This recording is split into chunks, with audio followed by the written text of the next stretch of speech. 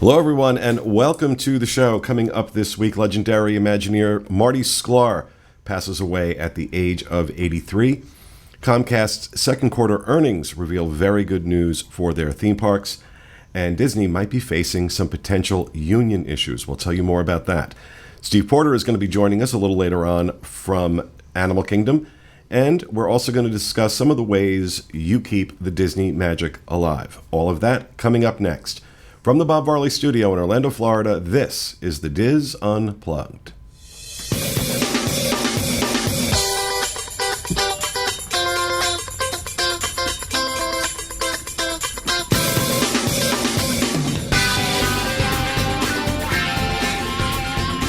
This is the Diz Unplugged, episode 949 for the week of August 1st, 2017. The Diz Unplugged is brought to you by Dreams Unlimited Travel, experts at helping you plan the perfect Disney vacation. Visit them on the web at www.dreamsunlimitedtravel.com. Hello, everyone, and welcome to the show, coming to you live from the Bob Varley Studio in Orlando, Florida. I'm your host, Pete Werner, joined at the table this week by my good friends, Teresa Eccles. Hey, y'all. Corey Martin. I'm just happy to be here. Back in the Nook, our producer, Mr. Craig Williams. Hello. And joined by two new faces at the table this week. First, Mr. Charles Boda. Hello. Charles has actually been with us since January. This is his first. He's been doing the Daily Fix, I think, since April. Something around there. Yeah. And first time here at the table, Charles is one of the editors, one of our writers on the Diz. And I'm also pleased to introduce you to the newest member of the Diz team, Mr. Tyler Crouch. Hey, everybody. How you doing? Good to see you all. He's way too happy. Wow. I know, right? I that'll turn it on. Yeah, really. Can I have a redo? You got to grind me Do down. me a favor. My headphones are a little high here. I want a redo. I better my headphones are high than me. Tyler's the newest member of the team. Tyler is actually you're from out in California. I am from California, and I've been a fan of the Diz Unplugged for a few years, and then on top of that, I've been a fan of theme parks forever. So, you know, it just makes sense to join in, and I hope everybody comes on adventures with me in Disneyland. It should be fun. Well, we met Tyler for the first time last year during the 10th anniversary. Yeah, right.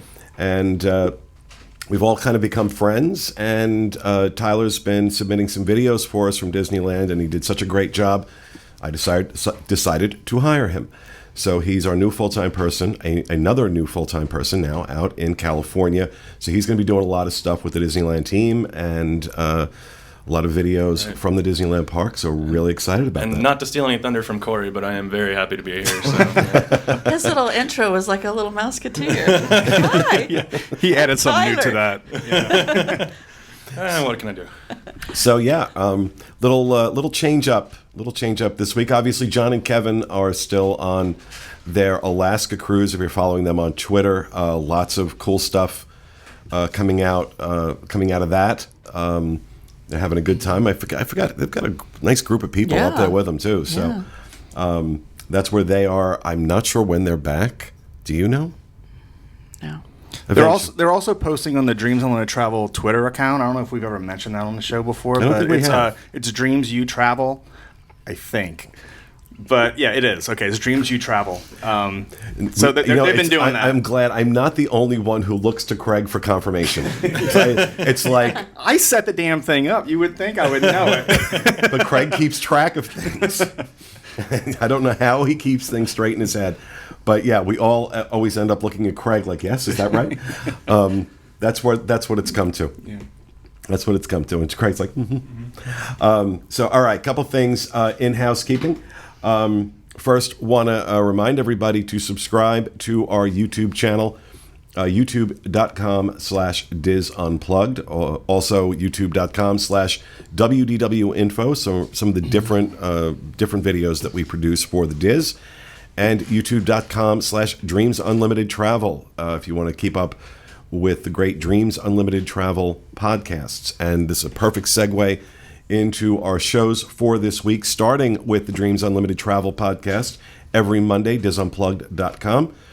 This week, it's a Q&A on what it's like to work with Dreams as a client, what you can expect working with Dreams Unlimited Travel as a client. Also, every Monday, DizUnplugged.com, the Disneyland edition of the Diz Unplugged with host Tom Bell and his team. This week, Tony reviews the Hearthstone Lounge, which is over at the Grand Californian, one of my favorite places to go and chill. First of all, they make really decent coffee in the morning when you stay in there. It's like a great place to go get a cup of coffee. But, usually we're there, when I'm staying at the Grand, we're there with the ABD groups that we do. And that's just such a cool place to go back with everybody. And we take over the lounge. And I just go there for the Chex Mix they provide. Yeah. Repeatedly. That giant fireplace. I love the giant fireplace in there. Yeah. That's like one of my favorite things. And the wings. The wings are so good. And that Chex Mix. Amazing. So, of course, every Wednesday, DizUnplugged.com, the best and worst of Walt Disney World, with myself and Mr. Steve Porter. This week, we discuss your worst cast member experiences. We asked some time ago for folks to send in their best and worst cast member experiences. And I'm going to tell you, we got far more best stories than we did worst. That's good. So this week, it is the worst cast member experiences. Next week, it will be the best. So, some interesting stories, though. One, the number one worst one was like, oh my God. I can't imagine. It was it was for all the stories I've heard over the years about messed up things that have happened. Oh. This one was like, you got to be kidding me. So tune in Wednesday. You'll find out what that is. Every Thursday, DizUnplugged.com, the Universal edition of the Diz Unplugged with Mr. Craig Williams and the giant head of Rhino Clavin. Oh, and Rhino is in Ireland, scaring the locals in the hills, wherever they are. But there's all these pictures of his giant head and hills that are dwarfed. And no in other comparison. people, just because they can't fit in the picture. I don't know what to do. There's no other people in Rhino's picture. Just him Rhino. and sheep. Him and sheep. And cows. And the sheep are nervous. So this week, Craig, your news, you got the latest news and a dining review. Mm-hmm. And what is your dining review of, Craig? Oh, it's of Blondie's. So, and what is Blondie's? Just for people who don't know. Yeah, so Blondie's is a restaurant inside Toon Lagoon area, and it is the home of the Dagwood sandwich from Blondie. Yes, thank you, Teresa.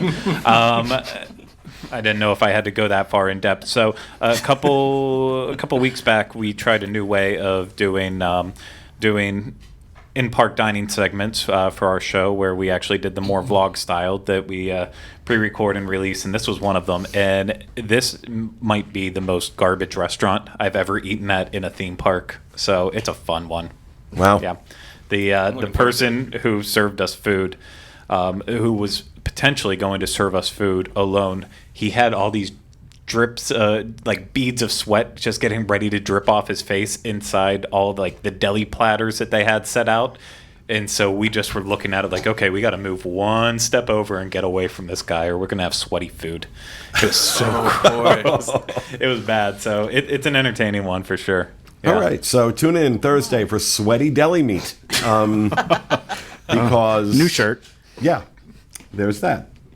And of course, every Friday, DizUnplugged.com, Diz Pop with Rhino Clavin. This week, it is Nick of the 90s, the history of Nickelodeon. Mm-hmm. Yeah, so we've been getting a lot of requests for, we've gone over Disney afternoon cartoons, and obviously we always focus on Disney, Marvel, Lucasfilm, all that good stuff. But we've been getting a lot of requests on covering Nickelodeon. So it's a multi-part series. We're doing this week, we talked about the history of Nickelodeon, how it came to be through the 90s. And then next week after that, we're covering some of the animated shows from the 90s, like Ren and Stimpy, Rugrats, all that. And then doing the live action shows the week after that. And yeah, a lot of good stuff there. So especially if you grew up in the 90s.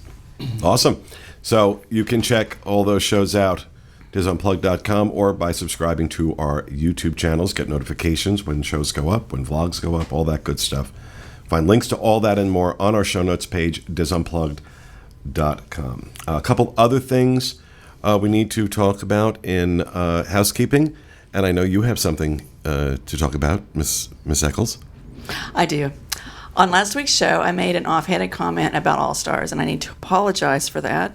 I think it was taken in a different manner than I intended it. It was part of a kind of a little jokey thing. We were joking around, and I made a little comment, and some people took it the wrong way, and I apologize for that. It was not intended that way. I love All-Stars. I've stayed at All-Stars, and I know you're just, I don't know what else to say.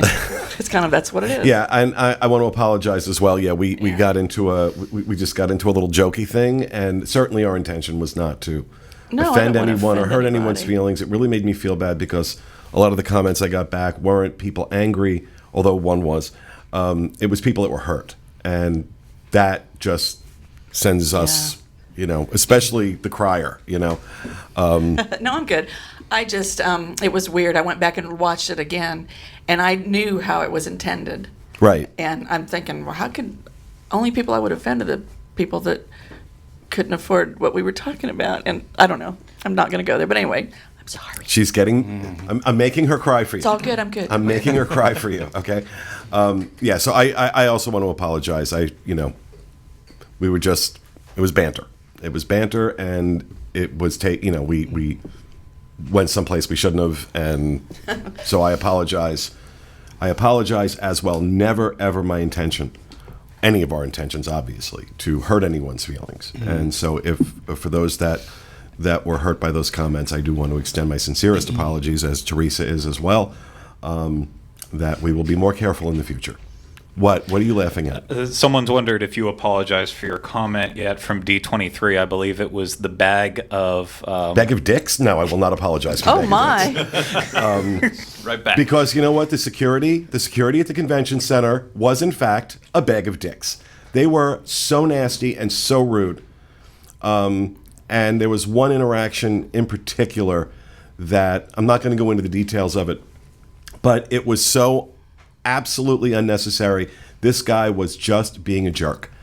And so, no, I will never apologize for that comment. Because it is, if it's truthful, why should I apologize for it? I'm being honest. So bag of dicks. Yep. Never said that before. Okay, you don't get my list. You're not allowed to say it. I can say it. Okay. You cannot. I have one more. I have a housekeeping. Okay. I know we talk about cast members a lot, good and bad. I need to give a big shout out to my little sister Anna. She was recently promoted as a Golden Oak sales agent, which is a big deal. Big deal. She started working at Disney in 2003 as a lifeguard at Caribbean Beach, and then after college she came back and did a whole slew of cast member roles, from entertainment to VIP tour guide to guest relations, and she started working at Golden Oak in 2010 as a sales assistant. I don't know if I'm using a proper word, but it doesn't matter. She's been promoted to a sales agent, one of 5. So if you're looking to buy a home at Golden Oak, I'm giving her a big plug here. And if you can contact me, and I'll put you in contact with her, because I know there are so many people ready to buy homes at Golden Oak. Yeah, I mean, they only, look, I think it's very reasonable. The least expensive home in there, I believe, is $2 million. So, I mean, I can imagine her phone's going to ring off the hook. But I consider my sister, Anna, the model cast member. She is, not only did she move up, she's also a Legacy Award winner that you were voted on by your peers. She is what I consider a model cast member. Oh, absolutely. And, I really wish she embodies the very best. Complete. So congratulations, Anna. That's awesome. Congratulations, Anna. One more thing before we move on to the news, a sad note that I want to extend our condolences to the family of one of our listeners who's been on several podcast cruises and events of ours over the years. I hope I'm not mispronouncing his last name. It's Cedric Gauge, I believe, is how the last name is pronounced. Wheelsy, as he was known, died. Cedric was a quadriplegic, and joined us on a lot of our adventures with his family, and died very suddenly last week. So I want to just extend our condolences to his family. I can't imagine absolutely what they're going through. So I would ask that you keep them in your thoughts and your prayers. Yeah, kind of also along a sad note, one of our listeners who's been on podcast crews come to events, she was supposed to be in Alaska with John and Kevin, Patty Thornton. She had a dryer fire in her house and burned down, I believe, half of her house. The morning of she was supposed to leave for the cruise, and her cat passed away. So just wanted to say, I know she's probably watching this since she's unfortunately not able to be in Alaska. So we're thinking about her. We'll see her at the next event. My condolences for your kitty too. Yeah. That's a shame. She was injured a little bit too, but she's doing okay. She's okay? Yeah, she's going to be all right. That's a shame. Yeah.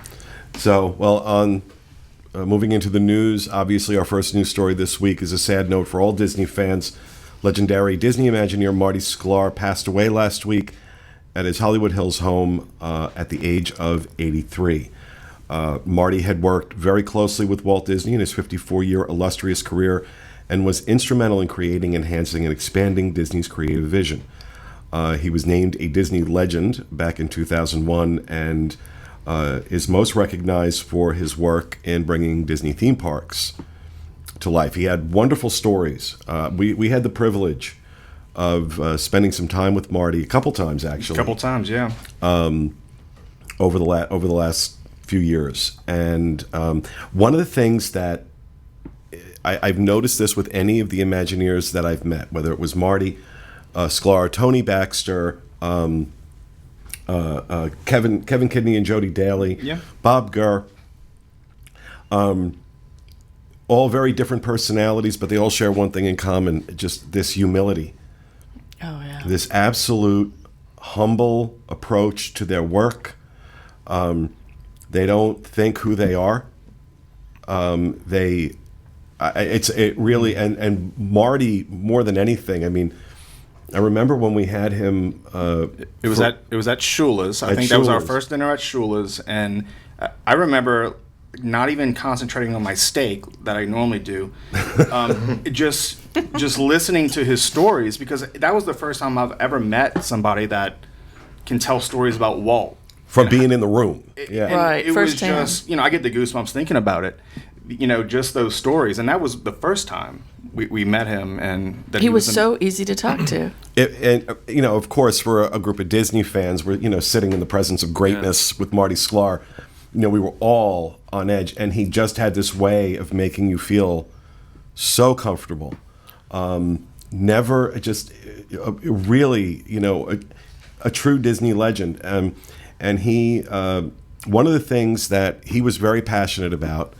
I know that we made donations when he would do appearances for us to the Ryman Arts Foundation. Herb Ryman, the legendary Disney artist, who was the man who basically did that sketch of Disneyland that Roy took to the banks back in the 50s, was a very good friend of Marty's, and Marty was part of a foundation that the Ryman Arts Foundation that raised money to help, I guess, teach kids.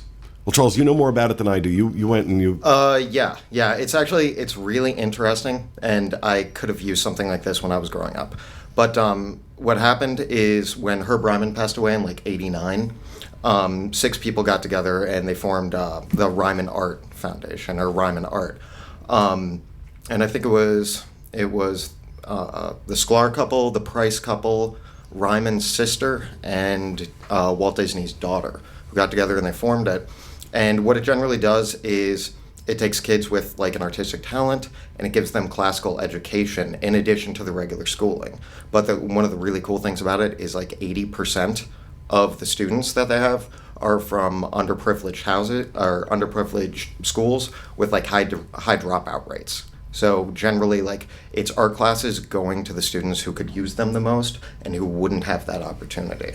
But it's all, I think think 150 counties in Southern California that all go to it, but it's a really, really, And there's really like big they project. and there's like they do like 40 some odd classes and Yeah, it started out with 12 students in 1990, and they had one class, and now it's up to 40 classes and 600 Wow. students, and that's 600 students annually. So they've helped over 6,000 students at this point. That's nice. Yeah.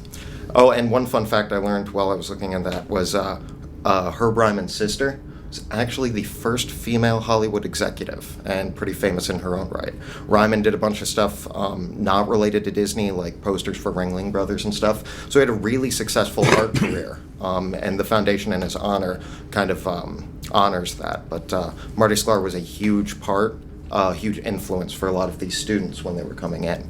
So it's not directly Disney related, but still just touching lives and managing to change a lot of lives for these kids. So it's a really, really cool. And like if anybody has an artistic bent, that's not a terrible place to put your money. yeah. So. And I think it was last week's show we were talking about last week or the week before, I forgot. They all run together. We were talking about Disney's habit lately of handing out Disney Legend Awards to people that really have not a great connection to the company. It just doesn't make sense. This is what a Disney legend looks like. Marty Sklar is what a Disney legend looks like.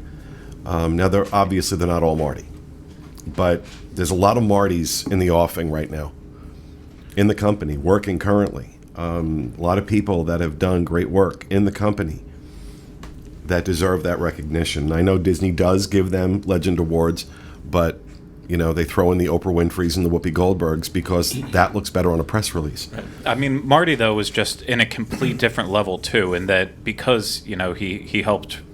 He started off like doing Disneyland news, but then Walt brought him in, and he was working on scripts, and he was a big part of why Epcot was the way it was once it came full circle. And so he's almost too like he's one of the voices of Walt Disney, not just someone who worked with him. Like he truly is. Walt has spoken he spoke his words before, and that's something that not a lot of any of the Disney legends can really say. Especially the ones who are left. It just anytime you get a chance to see one of the older Imagineers, definitely take advantage of it. Because there's just not that many around. Like I'm so glad that I've seen him speak before. I got to take a photo with him when you and I did that Destination D event where we met him and Tony Baxter. That was my only time getting to meet him, but I've heard him speak many times. I will never forget the amazing look on your face that night. Yeah, you did look scared. Just from I saw the photo on Facebook, but you looked terrified. I absolutely was. It was one of the biggest moments for me as a Disney fan, and all the cool stuff I've ever seen or done. And like, I'm so grateful I had the opportunity to do that. And then, since then, like doing Connecting with Walt, we've had the chance to do interviews with Bob Gurr, Floyd Norman, other just massive Disney legends. So anytime you have the chance to hear them speak, take full advantage of it, because they're not going to be around forever. I think one of the craziest things was that at D23, 2 weeks before he passed away, I was at the Parks and Resorts panel, and we literally sat right behind. I was right behind him, one seat behind him, and he seemed totally fine. He seemed like he was he seemed happy to be there, had a lot of energy. I would have never expected. Never imagined. No, and they did not release what the cause of death was. I'm guessing because the week before he was at D23 and seemed fine, that this was unexpected. Right. But I don't know that for a fact. But yeah, he was just at D23, and I mean he traveled around. I mean he was active. He did stuff. Right. So,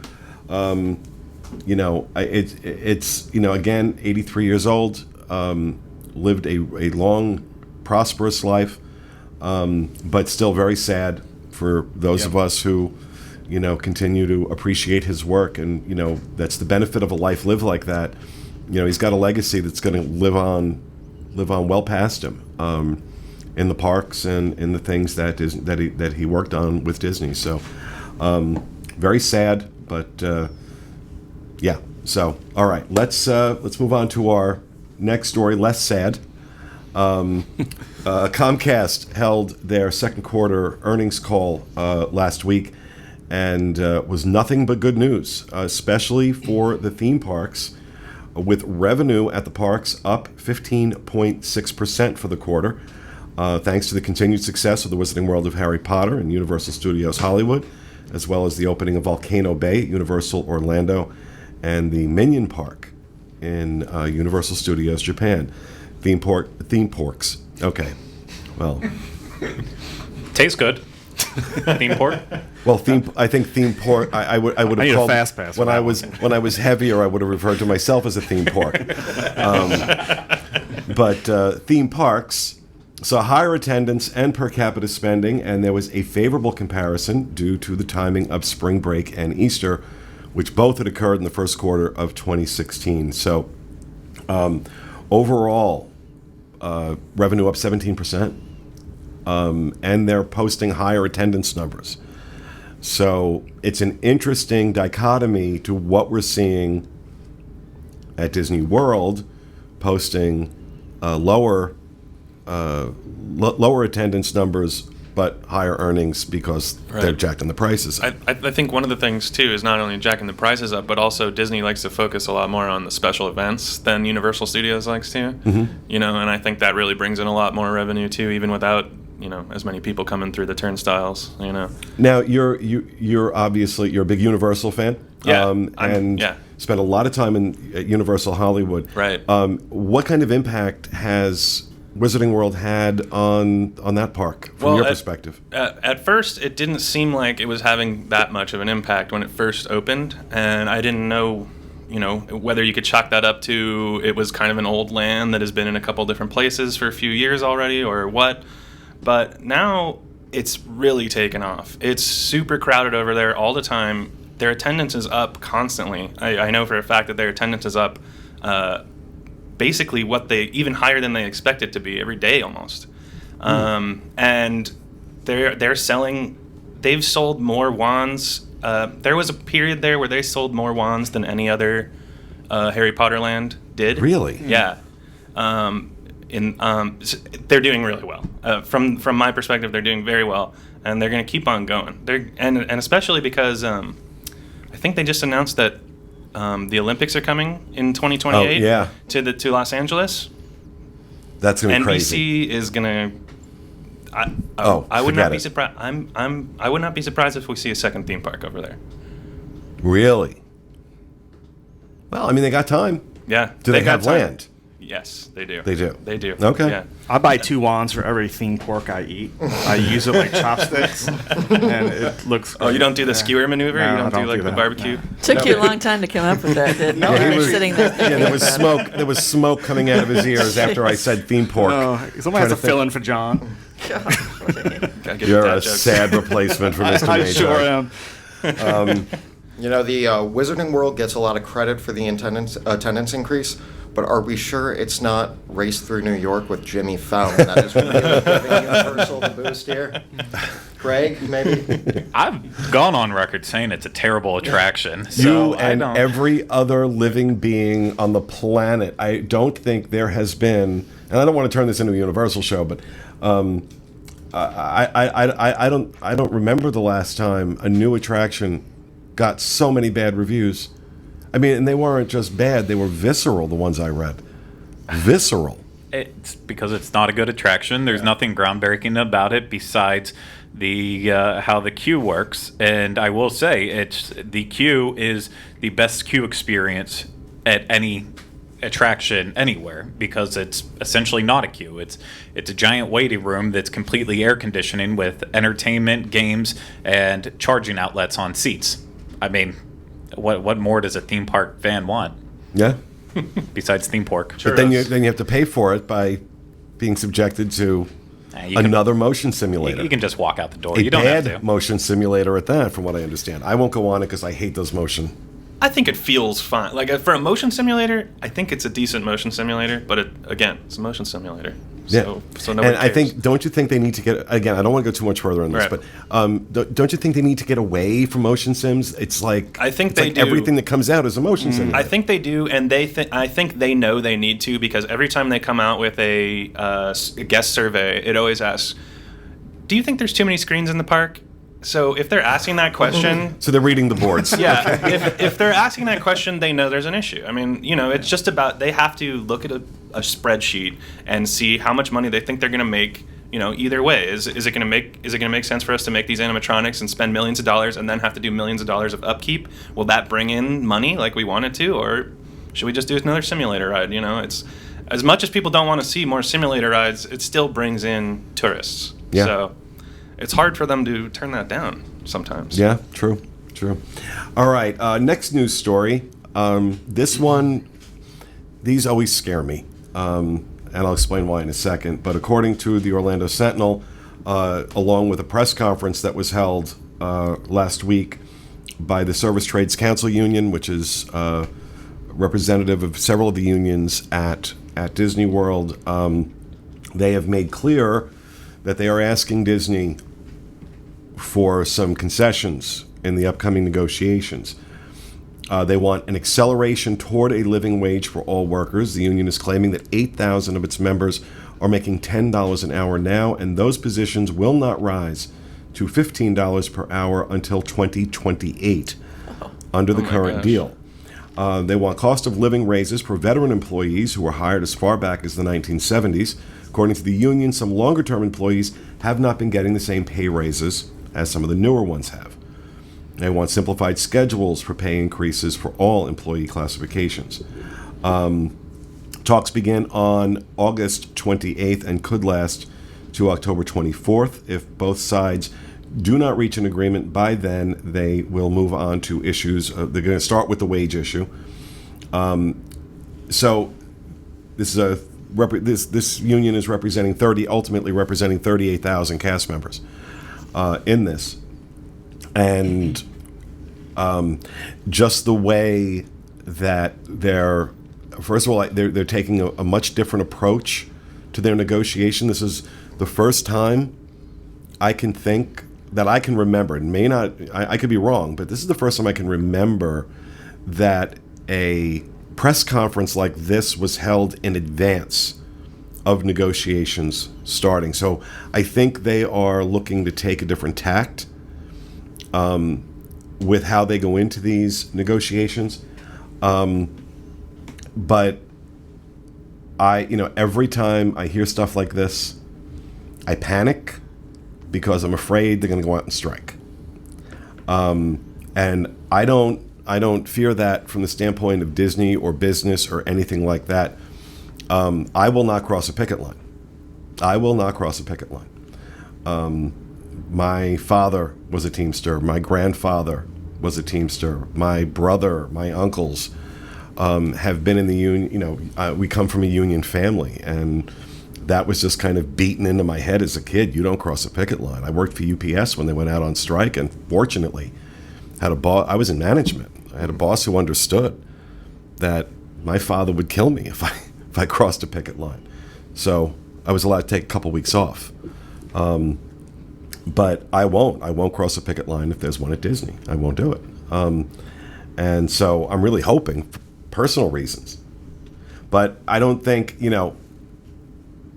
on its face, I don't think anybody can disagree with any of these points here. I'm talking, some of these positions won't make $15 an hour until 2028.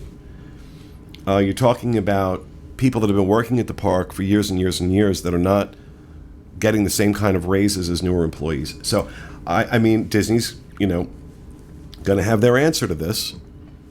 But look, I worked at Disney. It's, I did the college program, also a non-college program as full-time. It's, granted, the wages have increased a little bit, but it's pretty hard to, even with overtime, working 60 hours a week, it was pretty hard to make a, they just want a living wage. I was very familiar with the dollar menu at Wendy's. I was very familiar with cheap beer. And and rooming with a lot of people. I feel for them. I mean, I really do. This kind of goes back to something I have been saying for a long time. First of all, so much of the frontline cast members are college program. I've heard estimates as high as 60% of frontline cast members are effectively temporary help. These are not full-time. They're temporary help. They're on contracts for 4, 6, 9 months, depending on where they're coming from and what they're doing. You are not going to get the level of service. Not that there aren't great people on the college program, and I don't want anybody to think that I hate the college program and the people on the college program. It's nothing like that. There are some amazing cast members on the college program. Some of them work for me now. So I know how good they are. But even those cast members will readily admit the vast majority of folks on the college program are there to have a good time. They're not invested in this. They're not invested in the Disney legacy. They're not invested in the work. But and nor should they be, because they're not being paid for that. They're not being paid for it. So when you have the vast majority of your staff is basically temporary help, that's the quality you're going to get. We're talking about how Disney is trying to discourage crowds by raising prices. So it's a more expensive experience. We're seeing them literally invest billions of dollars in new areas to theme parks, new attractions, new hotels, which I'm all for. Well, you know what?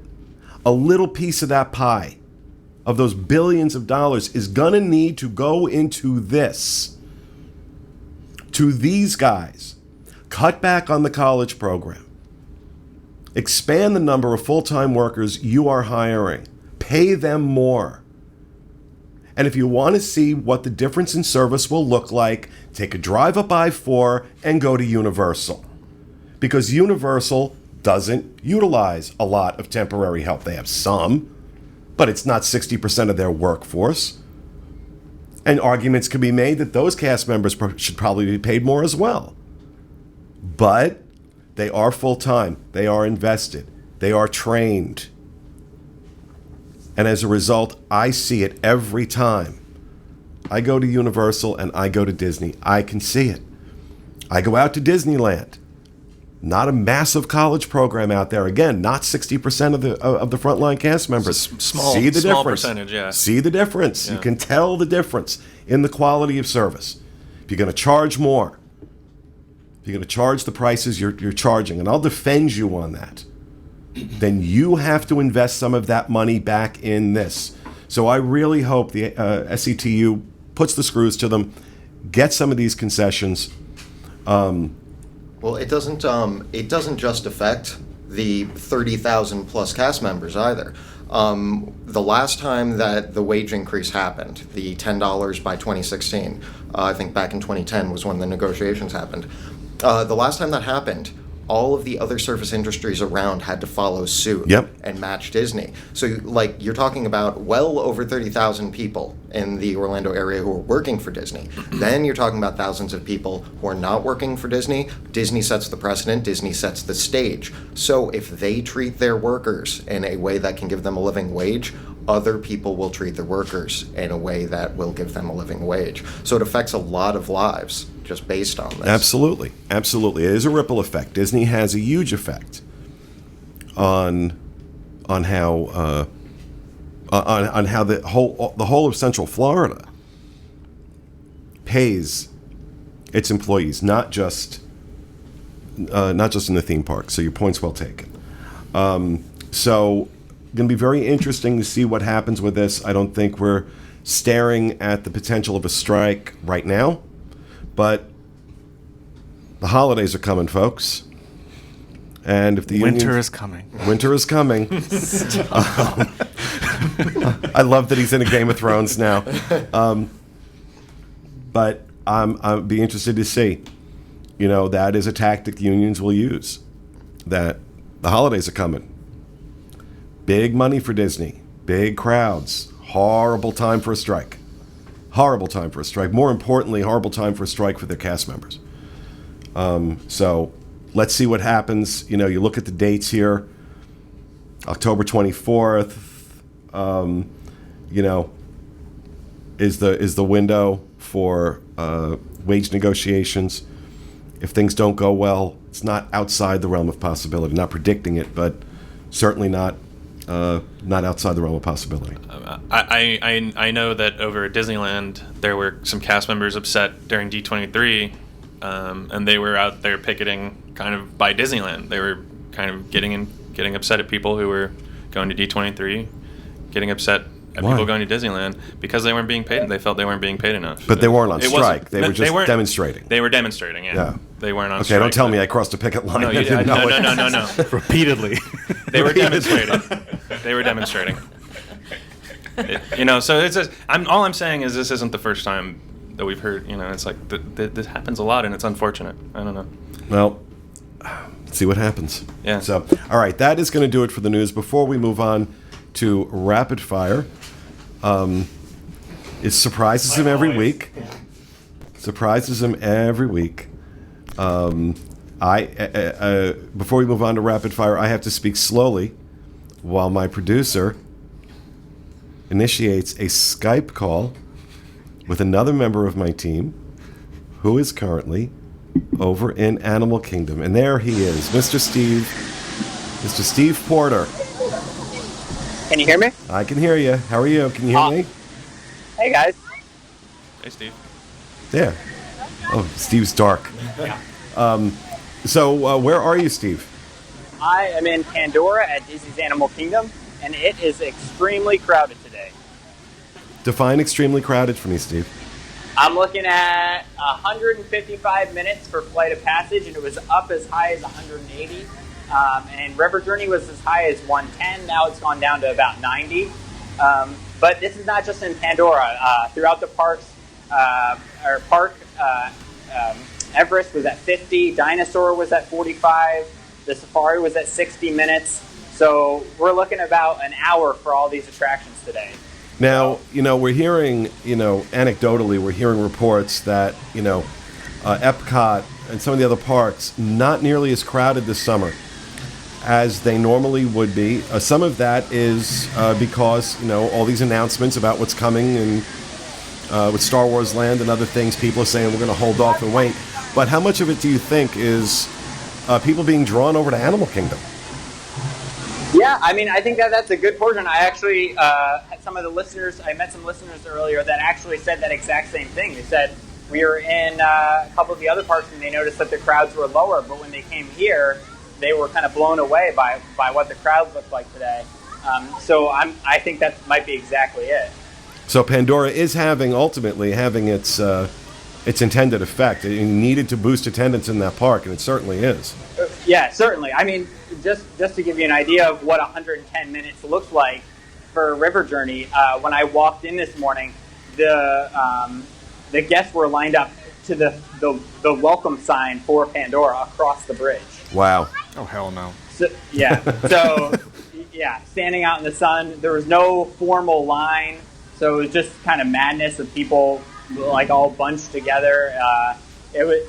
I mean, at one point there was for the Fast Pass line at Flight of Passage, the line was getting so long for the Fast Pass line that they had cast members working as crossing guards so that some guests could pass as the Fast Pass line went through, and then they had to stop guests, and then wow. It's just insanity. Well, it's definitely having an effect. So what is your favorite thing over there right now, Steve? I know you're over there quite a bit. It's got to be Flight of Passage. I think, nostalgia aside, it's my favorite Disney attraction.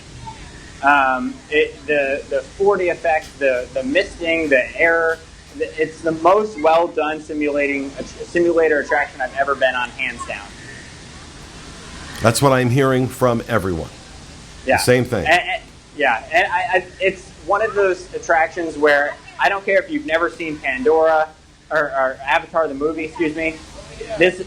Even if you have no idea what you're getting into, the technology on this attraction alone stands up for itself as something as a must-do, I think, when it comes to vacation at Walt Disney World. Awesome. All right, Yeah. well, go get yourself some lunch, or, you got a Fast Pass, don't you? I do, actually. So I got this fast pass from when we did the annual pass holder preview. It was Flight of Passage was actually down, and I forgot this was in my car that will give me a fast pass. So I might jump on right after this. And waving it in front of everybody waiting in line. Do that, just like, VIP coming through. Yeah, there you go. All right, Steve, enjoy the rest of your day. Thanks, guys. All right, take care now. Bye. All right, so let's go ahead and move on to rapid fire. Ms. Eccles, who will you offend today? Gosh, Pete, I don't know. I pick Corey. Sweet. Let's go. I was trying to offend you later. You and me. Okay. Last week on the show, we talked about 30% discount for annual pass holders and Disney Vacation Club members at select restaurants. Mm-hmm. They've now added Tables in Wonderland members to this list. So the discount is only valid 6:30 to 8:30 p.m. at selected restaurants. And here they are again. I know you named them off, but I'm going to name them again. Chico, Flying Fish, The Wave, Citrico's, the Grand Floridian Cafe, Olivia's Cafe, Boat Rides, Turf Club, Bar and Grill, Artist Point, and Captain's Grill. So 30% off. Before 6:30 and after 8:30 at those restaurants for dinner. So now it's Tables in Wonderland through as well. September 30th. Through September 30th. Yep. So So interesting. strange. I feel like this all sale stuff is so strange this summer. I think, again, perfect storm. Some of that intention on Disney's part to lower the crowds because of the bad press they've been getting about them, so raising the prices, having unintended consequences in the restaurants requiring this. You have people that are saying, if I'm going to spend that kind of money, I'm waiting till everything's open. That's the downside of announcing 18 construction projects. Yeah. And so I think that's kind of what they're dealing with right now. This works well for locals, though. It's great for locals, and that's what it's aimed at. That's what it's aimed at. I mean, those are great. Jico and like Grand Floridian Cafe and stuff. It's like, wow, you would Okay, expect. well, do not put Jico and Grand Floridian Cafe in the same breath. Okay, I'm not saying you're right. I'm not saying that they're both the same quality, but I'm You're just too saying new. You're too new. I will fire you for that. I'm sorry. Didn't mean I make you mean eat at anything both like tonight. that. I just mean that these are places that people want to go to. You offended think, Pete. You know? Now what are you going to do? Well, I mean, especially when you talk about it bothers me to hear it necessary at Jico and at Flying Fish. My two favorite restaurants on property right now. The Flying Fish is kind of edging out Jico for me. It kind of goes back and forth, but that's how good they are. These are places that I have no trouble recommending to people because they're consistently good. The service, the food, the quality, the atmosphere, you name it. Top to bottom, inside and out, consistently good experiences that are worth, in my opinion, what they're charging for the food. So that these guys are having to do this bothers me. They shouldn't. Boat rights. Boat rights should be a fire sale every day of the week. Food is don't like crap. boat rights? It's terrible. The food is terrible. It's got its place. It's got its. It's got its place in hell. I've never been there, so I don't know. I've never been there. So. No, it's terrible. Boat rights But is if you terrible. do feel that you need a date for Jico or Flying Fish between 6:30 and 8:30 before September 30th, I am open. Oh, I have dates. Well, how about your sister-in-law? I'm here. No, we haven't done that in a long I've done that in time. a long time. All right, we'll do it next I'm out in week. Siberia, Okay. We'll do it next week. Okay. Seriously. It's on. It's on. You and me. You and me. Okay, cool. All right. All right, thank you, Teresa. That's why she picked that one. This was a long con. Long way around. This was a long con. Wow. So, all Do right. what you got to do, people. Charles, what do you got?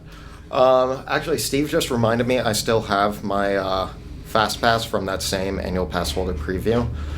So when I go back to Pandora, assuming I have 3 people with me, I can take advantage of... I need to go. Huh? I need to go. I haven't and been I was either. looking for. You've not been? I have not been yet. That's odd. Oh, yeah, Me you should either. go. Yeah. You should check it out. Look at me, Charles. Me either. Don't go. There's 3 people right there. It's a date. Yeah, She's just dating everybody around the table. Setting up dates here. Yeah, No, you know what? Why don't we do that? Why don't we go to Pandora, do that, and then all of us go over to Jico for dinner? Yeah. I'm not arguing. And then with y'all can go to that anybody. ice cream place she has in Cocoa. And then I'll take you all out to Cocoa. Right? For And I'll good be for I'll be dessert. back in California. Okay. See now, Charles. That's how Charles got in on the long con. So these two were probably coordinating this before I walked in the studio. Go ahead, Charles. Anyway, yeah. So at the Satu'li Canteen restaurant in Pandora, they have a create your own bowl that now feeds up to 4 people for $75. So it's like a family style thing. What? A bowl? They do these bowls there, and if you don't know what you want and you want to sample different things, for $75 you can get an assortment of things. To What the split hell's with in your this family. bowl for $75? Oh well, It's actually, it looks like it's kind of an a la carte thing. yeah. Well, no, it's not. It's not a la carte. Well, it's right. like a family style. Everybody pick and choose kind of. I mean, thing. you put your own thing together. That's Yeah, what I meant, Okay, right? Craig and I So- were talking Oh, this wait. morning about this because that's exactly what they did for the media event. Mm-hmm. They don't want to make you choose. They wanted us to try everything, and so we had a big table, and they put, I would say, twice the size of this. Yeah. But we were able to pick So- and choose. It was So we have to eat out So of the same the bowl, main everything. the main thing of Satu'li Canteen, it's got the cheeseburger pods, vegetable curry pods, but the big thing there is you make your own combination bowl. So think Chipotle. Walk in, you have your choice of meats, what side you want with it, and they present it to you. Well, they've made so many combinations. There's so many combinations you can make of it. They're now making it all, we're going to give you every single thing on one giant platter for this amount of money, and then you can pick and choose, which, again, like Corey said, it's what we did on the media day, which we enjoyed it thoroughly there because we're like, we're never going to get to do this again, where we have it all in front of us. So now I don't have to worry about, maybe I don't like the sweet potato hash. Maybe I'd rather have the quinoa. I have no point of reference for this, not having been over there. Is there anything they can do with this bowl that's worth $75? Well, I mean, first of all, it feeds up to 4 people, so that $75 is split among them. Right. They claim that it's 48 possible combinations, which you can make or your family can make. They give you all the different types of protein, chicken and fried tofu, fish and roast beef. What if and you all- don't eat all the meat? What if you extra- don't eat meat and someone's meat's touching your tofu? No, they all I come in have no separate idea why you're bowls. doing that. It's not, yeah. Yeah. So the thing is, it says it serves 4 people. I will just flat out say right off the front, we had, I think, 8 people around us all sharing the same one, a little bit bigger, but we didn't even put a It's a dent lot. in it. It's a lot. lot of food for that price. So, and I would say the average cost for a bowl, I think it was $15 there. So you're getting kind of close up there when it's all said and done. So I think if you do have a family of 4 and everyone wants to sample a little bit of this, a little bit of that, this is actually the better way to go than everyone just ordering their own individualized You get more bowl. choices for Yeah. your money, is what you're getting. Exactly. It's only offered between 5 p.m. and close, though. It's not offered the entire day. So. There you go. All right. It's what's left over at the end of the day. Yeah. Okay. All right. Thank you, Charles. Tyler, do you have one? I do. So everybody knows that the Great Movie Ride is unfortunately closing August 13th. Unfortunately?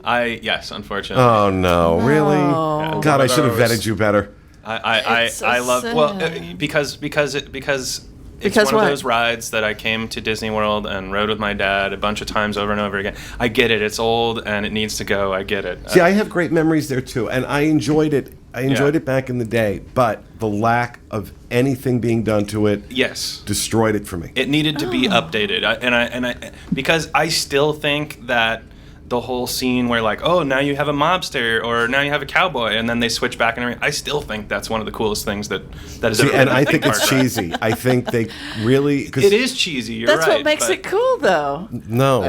No. no. I actually think that's such a great idea to have the bad guy take over as the host and lead you guys somewhere. But it could have been expanded a little bit. Anyway, I don't want to get into all that. No. But Where are the kids going to go now to get Jimmy Cagney and Singing in the Rain? If their parents don't show it to them at home, like I drilled it into my children's heads, where are these unfortunate children going to learn this stuff if they don't learn it on the Great Movie Ride? I don't know. It's the end of civilization as we know it. I don't know what to say. So yes, it is closing to make way for Mickey and Minnie's Runaway Railway, which I am excited about. I like that art style. So anyway, They are releasing, I guess, I'm not sure if it's already happened, but later this week, and then later on, and then online, starting August 10th, they're going to be releasing Great Movie Ride, That's a Wrap merchandise. So they have a couple different T-shirts. They have a pass holder one, and then they also have a hat and an ornament. So kind of reminds me, capitalizing on it. Yeah, kind of reminds me of like when they got rid of the Osborne lights. Honestly, they did the same thing. And as somebody pointed out on Twitter, I forgot who it was, that when this closes, Hollywood studios will have more bars than attractions. Yeah. Yeah. Wow. I mean, Hollywood Studios is going to be a completely different thing than it ever was originally intended for, and I think it needs to change. Mm-hmm. So we're as much as I'll miss Great Movie Ride, and it's something I need to do like every time I come to Florida. It needs to go. I understand that. Come over to my house and you can ride through the living room as we watch old movies. And I'll Where will kids get their Johnny Weissmuller fix now? when is the merchandise going on sale? It says later this week, but then starting August 10th, it should be available online as well. So. Okay. I usually don't buy that stuff, but this one is touching me. Oh. Yeah. Well, something needs to. You know what? The first time I rode through that ride, and you get to the very end with all the movie scenes, and Marlon Brando screams out Stella, and Stella was in the car with me. She was like 5. She thought everybody in the vehicle knew her name, and she hit the floor like a ton of bricks, like they're looking at me. And no, honey, I'm the only one that knows it. But her name is Stella. And she's getting misty. Yeah, right. I am just thinking about it. Lord. Okay, Corey. Oh, thank you. Sorry. Thank you, Teresa. Really? Would you like to sit here? Yeah, she would actually. All right, I have Thank two. you, Tyler. I have two, Yep. so I'll keep them fast. New Tiger Cubs expected at Disney's Animal Kingdom in August. Yay. Sumatran tigers at Disney's Animal Kingdom are the expectant parents of tiger cubs in August. I just reread the title. Both tigers are part of the Maharaja Jungle Trek, the walking tour in Asia. The Disney Conservation Fund has released the following statement. Disney is involved in efforts to save critically endangered Sumatran tigers. To date, the Conservation Fund has provided nearly $2.5 million to protect tigers and their habitats. These critically endangered tigers are typically only found in the island, on the island of Indonesia, and there is reportedly fewer than 500 left in the world. Now, although these are reported, they say they'll be born in August, I doubt we'll be able to see them in August. They're not going to put them out there. Yeah. I don't know. I'm not an expert in that field, but it's kind of, I love that exhibit. I mean, Me there's too. only two areas you can really see, and you kind of go up the stairs and try to look at them this way. Yeah. And then one walks, you run down, you look Yeah, at the they're down window. there in the shade or Yeah. something. But it's a great thing to see. The other one is also in Animal Kingdom. Tarzan meet and greet opportunity is ending. Starting September 30th, Tarzan will no longer be meeting guests Damn. at Disney's Animal Kingdom. Yet there is some good news. Whoever wrote this. On October 1st, 2017, guests will have the opportunity to meet Timon. I'll take Jackie From the- Gailey for 1,000, please. Right? Are there exclamation Well, points all Timon and over? Tarzan, same body type. You know, they both kind of. Wait, that's the upside? We're losing Tarzan, but we're getting Timon? Yeah, no. Timon, you know. It's the same No. guy in the... Tarzan was so hot. Is. Well, go look at I Timon. think they're trying to save His on dress that spray freaked me out. tan. What's that? I said his dreads kind of freak me out. Yeah, I don't like his hair. That's kind of hot. That's kind of sexy. I'm just kind of like, what keeps those dreads together? I've been there, single. Tarzan? I've been single too long. I've been single too long. That must be it. I'm looking at dreadlocks going, okay. If you start looking at Timon that way, you'll have been. Then I single know. too Yeah, long. that's Then I know I've crossed the line. I need to get married. Timon So that's has one abs. story?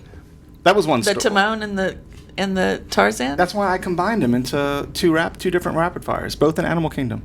And that Tarzan will be tiger. fed to the tigers. Oh, okay. Yes. So, The baby all right. cat. Thank you, Corey. Craig. Okay, so the new minivans are now completely rolled out. So if you are staying, that is, at the Boardwalk or the Yacht and Beach Club. So those are the only places right now you can use the minivan from. You can book it via Lyft if you have the Lyft app on your phone. If not, download it so you can use it. As we talked about, I believe last week, it's a flat $20 fee no matter where you want to go on property. Fits 6 people. Always will have 2 car seats, which I'm in the game of why do kids need car seats when they're on Disney? Everything's magical there. Just let them sit in their own seat. Oh, good Lord. Choke but, in a wreck. Yeah. Let me call a what we minivan do. for Kylie to take her somewhere. Okay, we're not going to get back Okay, on never mind. that. That's over and done with. It's okay. Minivans, you can use them from 6:30 a.m. to 12:30 a.m. And yeah, so if you're I staying at heard the those drivers hotels, don't take tips. Is that true? I didn't read that. I didn't know if it's like. I heard that somewhere. I don't know if it's true or not. I mean, if it's through the Lyft app, I'm surprised that it wouldn't just be like normal Lyft and it has the option to tip. Do people get a discount if we give them a code? You know how you can give somebody a free ride? Because my code is, I don't really have one right now. No, stop. But I'm telling you, I'm just trying to help people out. Free rides. I do not believe that. Nothing against the drivers, but if it's $20 a ride, I hope that you're not expected to tip. I mean, I don't know. If they're making a living wage. I get it. I mean, yeah, I agree. I hope they're making the money they should be getting. I would say they probably are because I'm sure that they had to go through extra training, extra qualifications in order to even become a driver this way. So usually, you know, it's like if you work in an attraction, if you're in a speaking role on the Jungle Cruise, you get paid more than you get if you're just pushing buttons at Expedition Everest. So I would assume with this too, they have another level of tier that they get paid, and they get paid more well because every time they get paid more well. Exactly. I don't get paid for speaking well, just for talking. But yeah, every time they get someone in their car, you know, if you think about it in a bleak way, you're putting people's lives at risk, really. That's in your control. Okay, what's going to happen in these cars? Minivans. It's a van. It's not a van. Are they taking them around? Are they taking them around in '78 Ford Pintos? I mean, that'd just be, once they get on I-4 and you start heading to OBT, then you need to start worrying. But okay, all right. Thank you, Morwell, Mr. Williams. All right. Before we wrap up, a couple weeks ago, I had asked folks. We were kind of talking about how some of the experiences that we can have in the parks, or some of these, stories that we hear that kind of turn us off. How that kind of makes it challenging sometimes as fans to kind of keep the magic of it alive. And so I asked folks to share their stories with us of what they do to keep the magic alive when they're not here. And I picked a few. We're only going to talk about a couple of them, but I'm going to take the rest of them and we're going to post them. I'm going to post them on the site because there's some great stories in there. Some of them were too long to go into here. Others just didn't make the cut for no particular reason. But starting off, Kate wrote, for starters, I love to talk about Disney memories with my family, former Disney College program roommates, and my boyfriend. It's amazing how those cherished stories never get old, no matter how many times you talk about them. Also, don't tell my boss, but when I get bored at work, I sometimes, and she's not the only one to have written this, I sometimes set an imaginary budget and plan a trip. I probably won't get to take any of these vacations anytime soon, but it's a blast just to plot out what parks I'll hit on what days, restaurant reservations, resort activities, what I'll pack, and more. I like organizing and saving money, so this is fun for me. I understand it might actually make other people sad, though. I don't think so. No. You get bored at work, your mind wanders to your happy place, and next thing you know, you've got a whole trip planned. Yeah. And we haven't done it in a long time, but Disney Park Bench I was thinking of my mom. Yeah. Working in a job she hates. Yeah. And like when the bosses aren't around. Hopefully her boss doesn't watch. Well, she's now retired, so I can now say it. Was Disney Park Bench, where you don't really need the music or the sound on, and you just kind of sit there and you just dream do it. away. You do it. But, yeah. There, a couple of times, I wasn't bored at work, mind you, but I would on my lunch hour or like I has to throw that in. Lunch 2 hour. We'd walk down to the beach and I'd do a live video of the beach, and people would be like, I needed that. I'm sitting here at work and right. I just need a little escape, and you gave it to me. And I'm like, okay, cool. She also adds, finally, I try to remember that Disney really knows no limits. I lived down in Orlando for 4 months on my college program and definitely understand getting a little bored and or sick of Walt Disney World at times. But having been there so many times only led me to head out to Disneyland. And now I'm planning a trip to Aulani. I love learning about the parks abroad, Disney Cruise Line, Adventures by Disney, even Vero Beach and Hilton Head. Plus, you've also got an enormous library of movies, TV, and music with history behind it all. I guess if you zoom out a little and see more than just the Magic Kingdom, it really helps make the little things that bug you kind of acceptable. And that's a common theme in almost all the emails that we received, is about shifting perspective when you start getting focused on what's wrong. And not that is about denying what's wrong or not acknowledging what's wrong, but maybe shifting perspective onto things that aren't negative. So thank you for that, Kate. Ken wrote that he loved the conversation about losing the Disney magic. In September, he's taking a trip with his parents. It will be his daughter's first time and probably the last time he will get to go with his dad. He writes, he has early onset dementia and it has progressed very fast. When you only get to go once every 2 years, or you know that it will be your last time with someone you love, it's hard to excuse ride maintenance or a cast member that is just having a bad day. Something that is so precious to you can be stolen in an instant. That said, I've started doing 2 things that have helped me keep the magic alive. First, I've stopped worrying about buying most mass-produced souvenirs. I do buy the occasional Mickey ears, but I mainly stick to the handmade pieces. This helps remind me that Walt Disney World is an experience, not a product. Love that, Ken. Yeah. Absolutely love that. Yeah. Despite the price increases, Disney is still a good value for the experience, and each experience, regardless of what happens, is special in its own way. Second, I've realized that losing the Disney magic is a luxury for people who go multiple times. Also an awesome observation. I have a friend in Michigan who's 29 and has never been able to make it to Walt Disney World. So I started focusing on the experience of other guests. I help them take pictures, provide directions, let them stand in front of us and do whatever I can to help make their experience better. So I thought that was an awesome, again, perspective. That it's a that losing the magic is a luxury for those of us that get to do this over and over and over and over again. Right. For example, like the when Steve was talking about the wait at Flight of Passage. Now, I say hell no, because I'm not going to wait in that, because I can go next week or whatever. I can plan a fast pass and go the day that I do it. But for others, that might be their only time.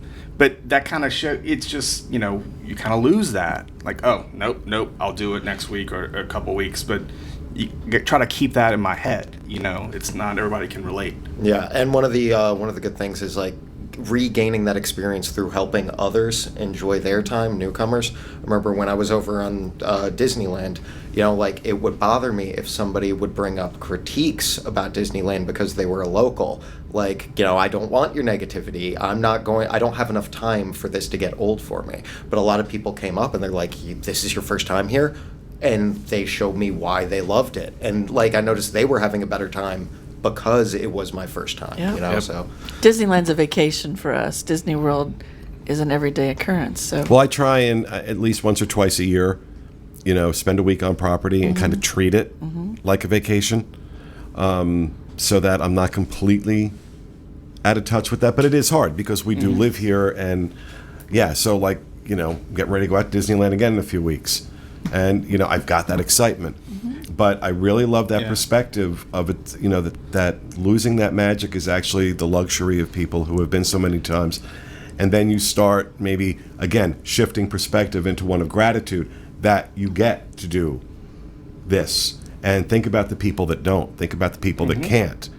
I think that's maybe one of the reasons I care about the Great Movie Ride so much, for example. Because I live out in California, I don't get to do it whenever I can. So when I come out here, it's like one of the things I look forward to. I get to do the Great Movie Ride. I get to remember things about my dad. And it's it's one of those things you have an emotional connection exactly. to. And so it very good point. And that comment about taking photos of other people, I mean, I used to love doing that, but now, you get an angry look. That, because now everybody wants a selfie. Like, you want me to take it for you? No, we need a selfie. I have a stick for that. I have a stick for that. Mark from Lakeland writes, love the show, an annual pass holder, live about 35 minutes from the park, so naturally I'm there multiple times a week.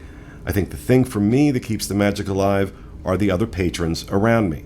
While it is annoying to get stuck in the parks on a crowded day, I believe that seeing one person meet Mickey for their first time or seeing a small child watch the fireworks in awe just makes all the difference in the world for me and keeps me coming back and loving the park so much.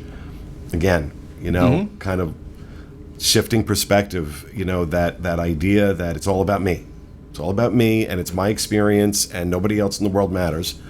And that just kind of turns that around and kind of focus on the experience other people are having. So I really appreciated that, Mark. Thank you for sending that in. Unfortunately, it seems like the way that they've set up their system, they encourage that type of thought process. Like, they encourage the thought process of this is really important for my family to do. We need to have all this stuff in our schedule. This needs to be done for us, It seems like the way that they've set up FastPass is kind of, fosters that mindset. I think that's how it's evolved. Yeah. I don't know that it's set up that way. Right, I think it's evolved into that, to be sure. But it's also, let's be honest, we live in a society where it's all about me. Yeah. And more and more, we see stories and we see things in real life where people are behaving selfishly, where people are taking advantage of someone else, where, we see it's not uncommon. So it's very much a mindset of, this is my experience, I paid for it, I don't care about you. Right. And I understand that to a point. People are paying a lot of money to be there. They want an experience for them and their family. But I think, a little self-awareness goes a long way. And Tracy writes, I thought I would share with you how I keep the Disney magic alive, not only for me, but for my family as well, who do not always share the level of Disney excitement that encompasses my life. Been there, done that, baby. First of all, I was 35 when I finally made it to Disney, so I am crazy, and truly that magic will never leave my soul. But my husband, bless him, I love that line, bless him. Bless his heart, is a little less excited. We live in Michigan, but have enjoyed season passes for 2 years and been lucky enough to go to Walt Disney World 3 or 4 times a year, as well as 1 to 2 Disney cruises each year. Shout out to Teresa, my awesome Dreams Unlimited travel agent. She actually wrote that here. Wow. Let me see. Shout out to Teresa, my awesome travel agent at Dreams. Tracy. Okay. Okay, cool. I always find a new and exciting adventure to do that will make my husband excited, even if it's not something I love or even will follow him on. My last Disney cruise, he went parasailing on Castaway Cay. I stayed safely on the sand, but for him, it was his moment.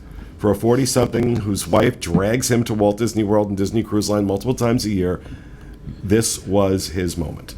Or at Food and Wine last year, a Behind the Seeds tour, or the year I watched my husband drive over 150 miles an hour around the raceway. I have never seen this man happier. Just thinking outside the box keeps him happy. Our September 2017 trip will include a trip to Kennedy Space Center. Make sure everyone has something to look forward to, and the magic will follow. It doesn't always have to be Disney magic for everyone. Central Florida is a wonderful adventure. So, I having been married to a man who was not a Disney fan, that I had to dig deep. Bless his heart. I had to dig deep and find things that... We went fishing. We all went fishing. And you took my man, too, on that one. Yeah. Adventures by Disney was a godsend, because it was, the Disney part for me, and it was stuff outside of theme parks for him. And getting to go places like London and Paris, or when we did the Mediterranean cruise with the ABD add-on. It was still Disney, but... It's still Disney. There was so much more. Oh, when I said we, I am not Pete's ex-husband, by the way. I was a part of the group. Because, a lot of people watch us for the first time. Corey, it's okay. We can... Corey, we read the comments. We can tell them. We can tell them now. It's okay. What are you on today, dude? You're just kind of all over the place. I was not happy last time I was here because I was so exhausted, so I'm trying to make up for it. Okay. Well, that's that Red Bull you had before. Yeah, the Red Bull. Yeah, I am still drinking Red Bull. But you're right. It is all about, but Disney offers, even if you're in the parks, there's so many things outside the box, outside the bubble, that Disney offers. Like on Castaway, the parasailing, or just something, golfing, whatever. I know for a lot of people, part of what absolutely kind of kills the magic is the attempt to recreate past experiences. when like I had, I went and I did this and I did this and I walked away with this amazing feeling. So next time, let me go and do those things again. Yeah, and it doesn't feel quite the same. It felt magical because it was new. Right. And so finding ways to make it new, finding ways to do something different. And, for some of us who have had all these experiences in the park, getting outside the bubble and trying some different things. Your spouse or who you're with is not into it, you got to include them, but don't overwhelm them with your excitement. Right, because that pulls them down and makes them sit on a bench and look at. Okay, I'm sorry, that was my life. With Walter, getting a cabin at Fort Wilderness. Yeah. He was out of his mind. Yeah. Out of his mind. Yeah. So set him out in the yard, let him look at the tree. The nice thing about Disney, one of the nicest things about Disney is there is so much there that no matter what you're interested in, you can find something to connect with. Mm-hmm. And so, the challenge for a wife or a husband whose spouse is not a Disney fan is to find those things. But that is a cool experience. That is a cool experience when you're able to do that. So, again, this is just a small sampling of the many, many emails we received. We're going to go ahead and post all of them over the course of the next week. And next show, we'll make sure we have them up by the next show and point a link to all of them. So that is going to do it for our show for today. We hope you enjoyed it, and we will be back with you again next week with another edition of the Diz Unplugged. Thanks for being with us, everyone, and remember, stay out of the damn lakes. Have a good week.